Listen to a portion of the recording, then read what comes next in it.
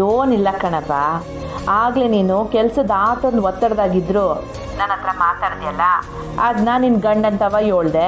ಆದ್ರೆ ಅವನು ನೀನು ಅವನ ತವ ಮಾತಾಡಿಲ್ವಲ್ಲ ಅಂತ ಸ್ಯಾನೆ ಮನ್ಸಿಗೆ ಬೇಸರ ಮಾಡ್ಕೊಂಬಿಟ್ಟವನು.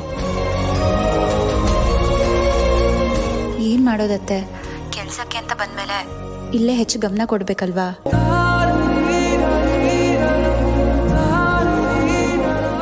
ನೀವು ಅದ್ರ ಬಗ್ಗೆ ಏನು ಯೋಚನೆ ಮಾಡಬೇಡಿ. ನಾನು ಶ್ರೀ ಅವಾಗವಾಗ ಮೆಸೇಜಲ್ಲೇ ಮಾತಾಡ್ಕೋತಿರ್ತೀವಿ. ನೀವಿವಾಗ ಫಸ್ಟ್ ಊಟ ಮಾಡಿ ರೆಸ್ಟ್ ಮಾಡಿ, ಸರಿನಾ?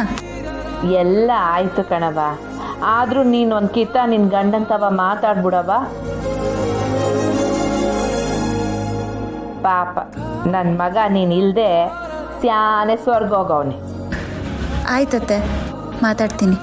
ತಾವೆಲ್ಲರೂ ಫ್ರೀ ಇದ್ದಾಗ ಕಾಲ್ ಮಾಡಿ ಮಾತಾಡ್ತೀನಿ. ಏಯ್ಯ, ಯಾವಾಗಲೂ ಯಾಕೆ? ನಿನ್ನ ಗಂಡ ಇಲ್ಲೇ ನನ್ನ ಎದುರುಗಡೆನೆ ಕುಂತವನೆ. ಕೊಡ್ತೀನಿ, ಮಾತಾಡು. ತಕ್ಕ ಮಗ.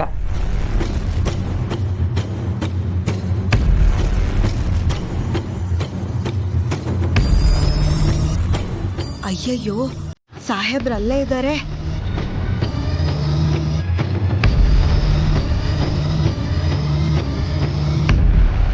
ಮಾತಾಡ್ ಮಗ.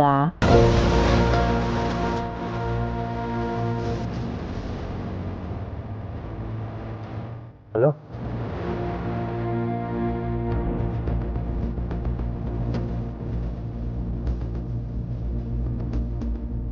ಹಲೋ,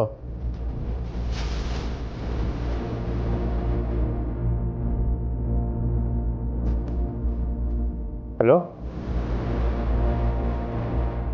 ಹಲೋ, ಕೇಳಿಸ್ತಿಲ್ವೇನವ? ಕೇಳಿಸ್ತಿದೆ ಅತ್ತೆ. ಹಲೋ ಶ್ರೀ, ಹೇಗಿದ್ದೀರಾ?